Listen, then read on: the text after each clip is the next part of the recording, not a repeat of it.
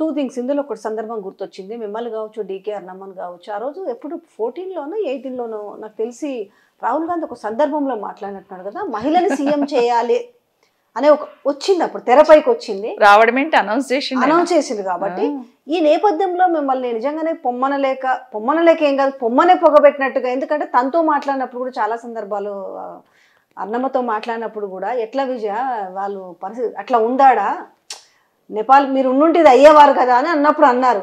ఊరికనే బయటికి రాలేదు కదా, ఎంత సఫర్ అయి ఉంటే ఎంత సఫకేట్ అయి ఉంటే వచ్చామనేది. అది కూడా ఒక కారణమేమో మేబీ, ఎందుకంటే ఇది ఉన్నారు కదా స్టాండర్డ్ పర్సన్స్. ఉండొచ్చు, కమ్యూనిటీ పనికి వస్తుంది, లేడీస్ అయిపోయినాం కాబట్టి అది కూడా ఉండొచ్చు.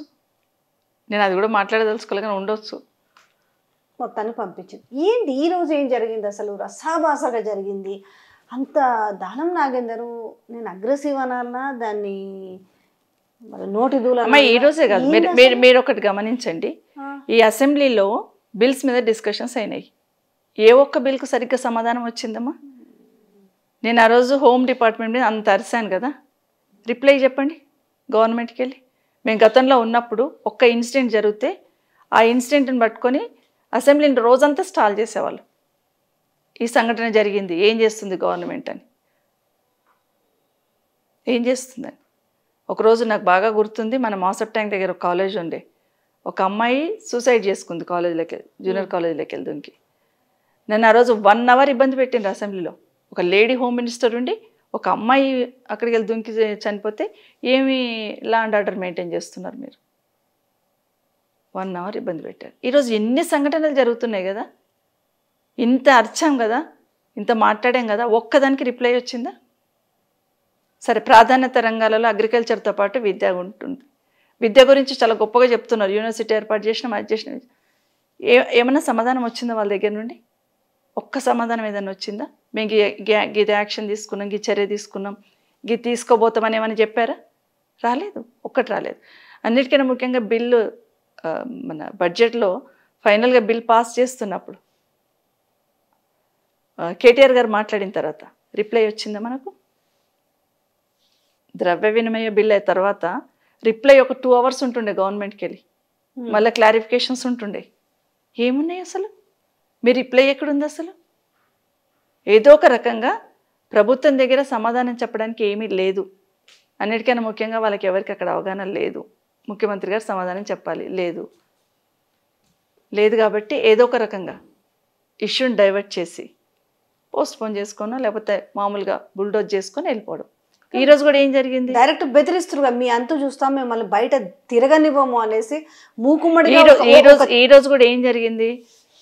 జాబ్ క్యాలెండర్ అని పెట్టారు. అవును, జాబ్ క్యాలెండర్ అని పెడితే ఏమడిగాము? జాబ్ క్యాలెండర్ మీరు స్టేట్మెంట్ ఇచ్చారు కదా, మాకు 1 నిమిషం మాట్లాడే టైం ఇవ్వండి అన్నారు. ఇవ్వమంటారు. అరే, ఇంత ముఖ్యమైంది కదా, 2 లక్షల ఉద్యోగాలు మీరు 1 సంవత్సరంలో ఇస్తామన్నారు కదా, ఇప్పటికి 8 ఏళ్ళు అయిపోయింది, మాకు 1 నిమిషం టైం ఇవ్వండి అని కేటీఆర్ గారు ఒక 100 సార్లు అడిగారు. 1 నిమిషం టైం ఇవ్వండి, 1 నిమిషమే, 1 నిమిషం ఇవ్వండి, మాకు క్లారిటీ ఇవ్వండి అని. ఇవ్వలేదే. ఇవ్వకుండా నాగేందర్ గారికి ఇచ్చేసిండ్రు. అక్కడ ఏమైపోయింది? వీళ్ళు అడుగుతూనే ఉన్నారు పోడియం దగ్గర పోయి, ఇవ్వండి 1 నిమిషం, ఇవ్వండి 1 నిమిషం. ఏడున్నాయి 2 లక్షల జాబ్ క్యాలెండర్, 2 లక్షల ఉద్యోగాలు ఏమున్నాయి? ఎవరిని మోసం చేయడానికి? నిజంగానేమ్మా ఒక స్టేట్మెంట్ ఇస్తున్నప్పుడు మేము గతంలో కూడా చూసినాము, ఈరోజు రూల్స్ చెప్తున్నారు. నువ్వు గవర్నమెంట్లో ప్రభుత్వంలో చిత్తశుద్ధి ఉంటే, అమలు చేయడానికి చిత్తశుద్ధి ఉంటే నువ్వు రూల్స్ పక్కన పెట్టి డిస్కస్ చేస్తావు. అనే రూల్ ప్రకారమే మాట్లాడుతున్నామాడ. నిజంగా మీరు చెప్పాలని ఉంటే, నిజంగా మీకు చిత్తశుద్ధి ఉంటే, నిజంగా ఎవరిని మోసం చేస్తలేమనుకుంటే, మీ దగ్గర సమాధానం ఉంటే ధైర్యంగా చెప్పంటారు. ఓకే డన్, ఇవ్వండి 1 నిమిషం మాట్లాడతామంటారు. ఎందుకు వెళ్ళిపోవాలి? ఇమీడియట్గా స్టేట్మెంట్ ఇచ్చి వెళ్ళిపోయారు బట్టి గారు. ఓకే, దానంకి ఇచ్చిండ్రు. దానం మైక్ తీసుకోగానే, అంటే తనకి అవకాశం రాగానే రన్నింగ్ కామెంటరీ ఏమన్నా చేసిర్రా? అంటే బూతులు యువతల వైపు నుంచి ఏమన్నా మాట్లాడిరా? అంత ఆ మాటలు రావడం? Not at all. నువ్వు ఎట్లా మాట్లాడుతావు, నీది ఏ పార్టీకి వెళ్ళి మాట్లాడుతున్నావు సమాధానం చెప్పు. నువ్వు మాట్లాడాలంటే నీ సీటు దగ్గర పోయి మాట్లాడు. ఇక్కడ మా వాళ్ళు అడిగింది ఏంటంటే, సార్ ఆయనకి ఎట్లా ఇస్తారు, మాకు ఇవ్వాలి కదా ఫస్ట్ మాట్లాడడానికి, ప్రతిపక్షంలో ఉన్న వాళ్ళకి ఇవ్వాలి కదా. ఆయన ఏ పార్టీకి వెళ్ళి ఇచ్చున్నారు? ఒకవేళ ఇచ్చుంటే ఆయన పార్టీకి వెళ్ళి ఇచ్చుంటే ఆయన పార్టీ ఆయన సీటుకి వెళ్ళి మాట్లాడమనండి. ఆయనకి ఎక్కడ సీట్ అలాట్ చేసిండో అక్కడికి వెళ్ళి మాట్లాడమనండి. నువ్వు పోయి అక్కడ నీ సీట్ కాడ కూర్చొని మాట్లాడు, నీ సీట్ కాడ ఇలా మాట్లాడని వీళ్ళకి గట్టిగా వచ్చారు. దాన్ని టెంప్ట్ అయిపోయి ఆ లాంగ్వేజ్ ఉపయోగించారు. వాళ్ళు గట్టిగా అరుస్తూ ఉంటే ముఖ్యమంత్రి గారు అందరు ఎమ్మెల్యేలను పంపించండి ఆయనకు ప్రొటెక్షన్గా, వెళ్ళి పక్కన నిల్చోండి అని. ఇది నడుస్తుంది అసెంబ్లీలో. ముందర నలుగురు, వెనకాల నలుగురు, ఆయన పక్కన నలుగురు నిలబడ్డారు మాట్లాడుతుంటే. వీళ్ళు అరుస్తున్నారు ఇక్కడ నుండి, నీ సీట్ దగ్గరకు నువ్వు మాట్లాడని చెప్తున్నారని. అసలు నువ్వెవరు మాట్లాడడానికి అంటున్నారు. దాని నుండి ఆయన మాట్లాడిన మాటలు, స్పీకర్ గారు చక్కగా ఇయర్ ఫోన్స్ పెట్టుకున్నారు, మాటలు వినిపించలేదా? ఒక అమ్మని మాట్లాడుతుంటే, తల్లి ఎవరికైనా తల్లే కదా, అట్లాంటి లాంగ్వేజ్ అసెంబ్లీలో వాడుతూ ఉంటే వినిపించలేదమ్మా? ఇమీడియట్గా వార్న్ చేయాలి కదా స్పీకర్ గారు. స్పీకర్ గారి మీద ఆరోపణ చేయడం అని కాదు, కానీ మొన్న ముఖ్యమంత్రి గారు మమ్మల్ని తిడుతుంటే కూడా నవ్వుతున్నారు స్పీకర్ గారు. బాధేసిందమ్మా. ఎందుకంటే మందలించాల్సిన వాళ్ళు, ఆపాల్సిన వాళ్ళే నవ్వుతూ ఉంటే ఇంకెవరు చెప్తాం మేము? మమ్మల్ని ఏమో మాట్లాడిస్తలేరు, మీరేమో ముఖ్యమంత్రి గారు మాట్లాడుతుంటే మీరు నవ్వుతున్నారు.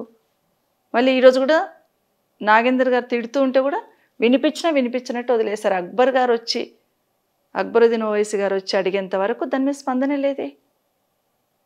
సో ఆ మాటలు వినలేక వెళ్ళిపోదాం పదండి. అసలు మీ సంగతి చూస్తాం, మీ అంతు చూస్తాం, మిమ్మల్ని మీరు ఎట్లా బయట తిరుగుతారో చూస్తాం, బయట తిరగనివ్వమనే అంత వాన్ ఏంటి, అసలు అంత ధైర్యం ఏంటి ఇంతమంది ఎమ్మెల్యేలను బెదిరించడానికి? తెలంగాణ మూమెంట్లో కూడా ఇవే మాటలు మాట్లాడారు కదా వాళ్ళు. అప్పుడు కూడా తెలంగాణ వాదుల్ని, నా రేవంత్ రెడ్డి గారు కావచ్చు, నాగేందర్ గారు కావచ్చు, అలాగే బెదిరించినట్టే మాట్లాడారు కదా. అదే హీరోయిజం అనుకుంటున్నట్టు. కానీ సభ ఉందాతనాన్ని కాపాడాలి, సభ గౌరవాన్ని కాపాడాలి, సభలో పద్ధతిగా మాట్లాడాలి. మనం మాట్లాడుతుంటే లక్షలాది మంది చూస్తూ ఉన్నారు, ఏ మెసేజ్ పంపిస్తామనేది మర్చిపోతున్నారమ్మా. కొత్తగా గెలిచి వచ్చిన ఎమ్మెల్యేలు కూడా అదే మాట్లాడుతున్నారు, అట్లాగే మాట్లాడుతున్నారు. మేమైతే ఆశ్చర్యం. మేము ఎన్నిసార్లు అసెంబ్లీకి పోయినా 10 సార్లు చదువుకుంటాం. మేము ఎక్కడైనా ఒక పాయింట్ ఇది అయిపోతుందేమో, ఎక్కడైనా టెంప్ట్ అయిపోతామేమో. డూ అనేది రూ అనాలి, మాట్లాడుతున్నారు. నీవు అనేది మీరు అని మాట్లాడాలి. ఇవన్నీ చూసుకుంటాం మేము ఒక్కొక్క పాయింట్. ఇప్పుడు అక్కడ చూస్తుంటే అసలు ఆశ్చర్యం వేస్తుంది, ఎక్కడ కూర్చున్నాం అసలు మేము. ఒకరొకరు మాట్లాడతారు మమ్మల్ని, కొత్తగా వచ్చిన పిల్లలు కూడా, మీకేం నష్టం, మీకేం ఇబ్బంది అయింది, అక్కలే అన్నారు కదా మిమ్మల్ని అంటే. గౌరవించుడు కదా అక్కలే, మాకేమో మైక్ ఇవ్వరు కదా. మీరు మాకు మైక్ ఇస్తే కదా మేము మాట్లాడతాం.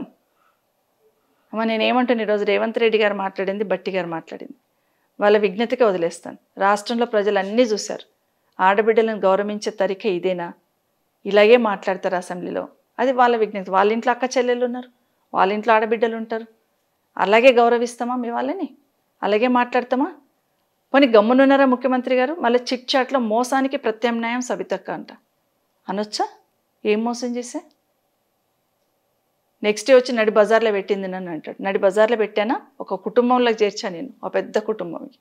ఈరోజు ఆ కుటుంబానికి పెద్ద అయిపోయినావు. ఈరోజు ఏడ కూర్చున్నావు? రాజభవనంలో కూర్చున్నావు, నడి బజార్లో కూర్చున్నావా? ఇవి మాటలు. ఇప్పుడు నీది నాది మాట్లాడుకోవడం కాదు, నువ్వు నేను వ్యక్తిగతంగా విమర్శ చేసుకోవడం కాదు. అసెంబ్లీలో చర్చించే సమస్యలు చాలా ఉన్నాయి. ఇది అవసరం లేదు, ఈ వ్యక్తిగత విషయాలు. అందుకే చెప్తున్నా, ప్రజలకు అర్థం కావాల్సింది అదేనమ్మా. వ్యక్తిగతంగా విమర్శలకు ఒక ముఖ్యమంత్రి గారు పోతున్నారంటే రాష్ట్రంలో ఎన్ని సమస్యలు ఉన్నాయి. ఈరోజు రుణమాఫీ అన్నారు, ఎంతమందికి మాఫీ అయింది? దాని గురించి అడుగుతాం కదా అసెంబ్లీలో, సమాధానం లేదు. ఈరోజు ఎక్కడ చూసినా అఘాయిత్యాలు, అత్యాచారాలు జరుగుతున్నాయి. అడుగుతున్నప్పుడు నువ్వు సమాధానం చెప్పాలి కదా ముఖ్యమంత్రిగా. జాబ్ క్యాలెండర్ అన్నావు, నువ్వు వివరించాలి కదా మాకు ఎక్స్ప్లెయిన్ చేస్తే ఆటోమేటిక్గా కింద నిరుద్యోగులకు పోతుంది కదా. మేం కాదు కదా ఉద్యోగాలు చేసేది, మేము అడుగుతుంది వాళ్ళ తరఫున కదా.